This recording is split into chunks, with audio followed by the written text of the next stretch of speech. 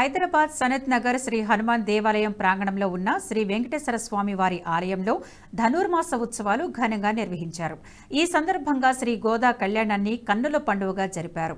అమ్మవారిని పట్టు వస్త్రాలతో అలంకరించి కళ్యాణోత్సవం నిర్వహించారు. గోదాదేవి కళ్యాణ మహోత్సవాన్ని వీక్షించేందుకు భక్తులు అధిక సంఖ్యలో ఆలయానికి తరలివచ్చారు. ఈ కార్యక్రమంలో దేవాలయం కార్యనిర్వహణ అధికారి ఈ శ్రీనివాసరాజు, దేవాలయం ముఖ్య అర్చకులు పరశురం రవీంద్రాచార్యులు తదితరులు పాల్గొన్నారు. మనసులో కాకుండా స్వామివారు మీకు చాలా దూరంలో ఉన్నాడు ఇక్కడ, మరి ఆయన వినపడాలి కదా.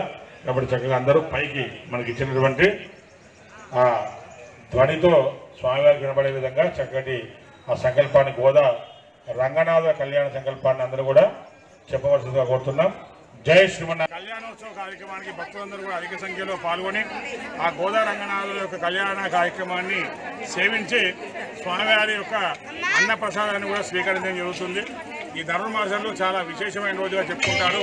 ఈ గోదా రంగనాథుల కళ్యాణోత్సవ కార్యక్రమమైనటువంటి భోగి పండుగ రోజున ఎవరైతే ఆ గోదా రంగనాథులు లక్ష్మీ వెంకటేశ్వర స్వామి వారిని రోజున చక్కగా కళ్యాణ రూపకంగా సేవిస్తారో వారికి అన్ని రకాల దీర్ఘకాలిక సమస్యలు కానివ్వండి, వివాహం కాని వారికి వివాహము, సంతానం లేని వారికి సంతానము, ఎటువంటి రోగాలంటగా దీర్ఘ రోగాలు, కొన్ని త్వరగా రోగాలు ఉంటే కూడా అటువంటి రోగాలన్నీ కూడా నశించి చక్కటి ఆరోగ్యాన్ని ఇచ్చేసి స్వామివారి అనుగ్రహం కలుగుతుంది అనేది అందరికీ విశ్వాసం.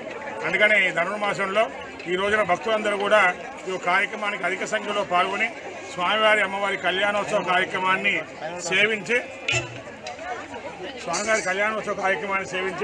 స్వామివారి యొక్క అనుగ్రహాన్ని అందరూ కూడా తీసుకుంటున్నారు.